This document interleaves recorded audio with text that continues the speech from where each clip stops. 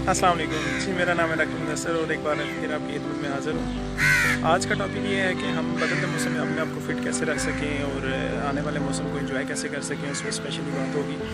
तो शुरू करते हैं जी। ऐसा है कि जैसे ही मौसम शिफ्ट हो रहा है तो डेफिनेटली हमें गर्मियों का मौसम सर्दियों की तरफ जा रहा है, तो बहुत से लोगों को जो है ज़ाहिर बात है सर्दियाँ ज़्यादा अच्छी लगती हैं, तो हमें उस हिसाब से अपनी आदत को भी जो है वो चेंज करना होगा।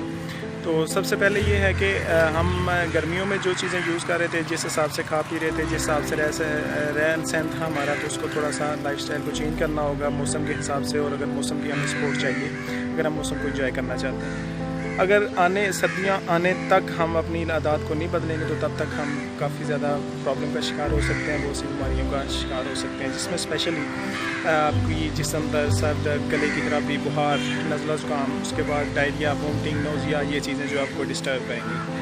तो जिस्म ने आने वाले मौसम के खिलाफ लड़ने के लिए रेडी होना है इस मौसम में। तो अगर एडवांस में जिस्म जो है वो इस तरह की बीमारियों से सफ़र करेगा तो वो उस लेवल पे प्रिपेयर अपने आप को नहीं कर सकेगा और आने वाला मौसम भी हमें जो है वो तंग कर सकता है। स्पेशली जिन लोगों को ज़्यादा प्रॉब्लम्स होती हैं उनके लिए तो बहुत ज़्यादा ज़रूरी है कि इन चीज़ों को बहुत ज़्यादा फेस करें। तो हमारे इलाके में, पाकिस्तान में, पंजाब में, ये इस एरिए में जो है वो मौसम शिफ्ट होने जा रहा है इसका जो है वो सर्दियों की तरफ। तो ये जो 15-20 दिन, 25 दिन हैं, इसमें हम अगर एहतियात कर लेंगे तो आने वाला मौसम हमारा जो है वो बहुत अच्छा गुजरेगा। सबसे पहले है जी खाने पीने के हवाले से। गर्मियों में हम जो है वो कोल्ड ड्रिंक्स वगैरह, ठंडा पानी बिला झिझक इस्तेमाल करते जाते हैं, लेकिन स्पेशली हमें इस मौसम में अवॉइड करना होगा। हमें कोल्ड ड्रिंक्स को बिल्कुल कट ऑफ करना होगा। और उसके बाद ये है कि पानी जहाँ पे ठंडा यूज़ करते हैं वहाँ पे हमें फ़्रेश वाटर जो है वो यूज़ करना होगा। तो उससे जो है वो आपकी बॉडी जो है वो प्रॉपर वर्किंग में रहेगी, किसी किस्म की प्रॉब्लम होने से बच सकेगी।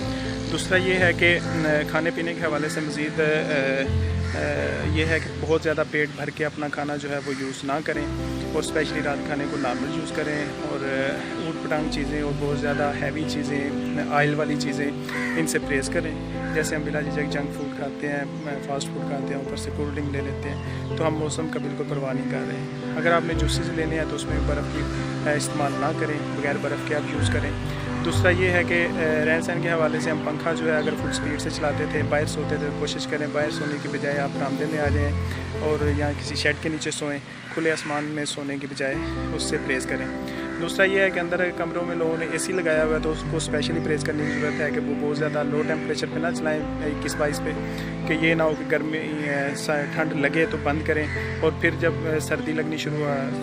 गर्मी लगनी शुरू हो जाए तो फिर टाइम उसको ऑन कर लें एसी को। इस तरह से बॉडी का टेम्परेचर ऊपर नीचे होने से बहुत ज़्यादा आपकी बॉडी को शरीर खतरात लाक हो सकते हैं। दूसरा ये है कि बाहर अगर आप सोए हैं पंखे के सामने, तो रात को सोने से पहले ही आप कोशिश करें कि ऊपर को कपड़ा ले लें। उस टाइम का इंतज़ार ना करें कि जब बॉडी को ठंड फील हो तो आप कपड़ा लें, क्योंकि बहुत से लोगों को बड़ा लेट पता चलता है और उतनी देर तक उनका जो जिस्म है वो इस भंवर में फंस चुका होता है, तो वो फिर उनके लिए प्रॉब्लम क्रिएट हो जाएगी।